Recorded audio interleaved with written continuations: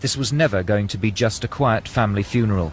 Nearly 500 friends, neighbours and the simply curious turned out to say goodbye to Violet Kray. Some of her family have been described as the most evil villains London has ever known.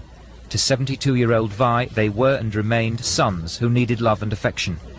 She called the Kray twins, Ronnie and Reggie, now serving life for vicious gangland murders, my lovely boys, and faithfully visited them all over the country. In the shadow of the council flats that have been the family home for 15 years, their floral tributes, roses on chrysanthemums, rested among 300 other wreaths, including one display of red and yellow carnations and lilies, signed simply from the boys in Parkhurst. There were more flowers from film stars, underworld figures, and an ex-great train robber or two. One of Vi's ex-neighbours, Ellen Clement, remembered her with respect. I know her as a neighbour, an ex-neighbour, and I used to meet her almost every Sunday getting her paper, and to me she was a very fine woman. And she had more energy, and I was so surprised it happened. She had more energy in her than lots of these youngsters. She used to really, you know, walk quickly, run along the street. She was, and she always asked after my son and my grandchildren, and she didn't even know him. She was a fantastic woman. Half an hour late, the cortege wound its way through the East End the Krays knew so well 13 years ago, to the little Chingford old church, now swamped by this unaccustomed congregation and publicity. Hidden inside, Ronnie and Reggie waited, released for a day but handcuffed to their minders, their first real taste of the outside world for 13 years.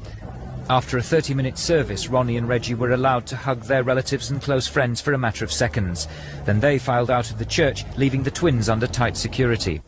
10 tense minutes later, as the security cordon tightened around the little Chingford church, out of a back door came a diminutive Reggie Kray, dwarfed by his guards on either side.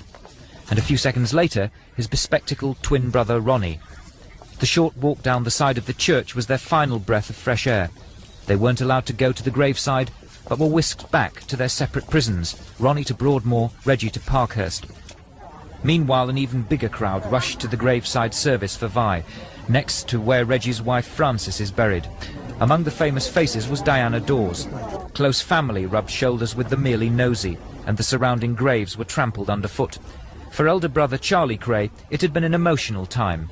All I'd like to say as well that, you know, for the people, the kindness I can't believe. I mean, I just can't believe it. It amazes me. Down at Reeves and the way people behaved, in fact everybody.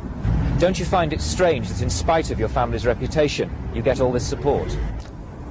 Well, I've got an answer for that, really, is that whatever they did, no one to condone, but at the same time, one thing I keep insisting about is they've never harmed the public, you see, and they let people out who do harm the public and kill children and women, they still release them.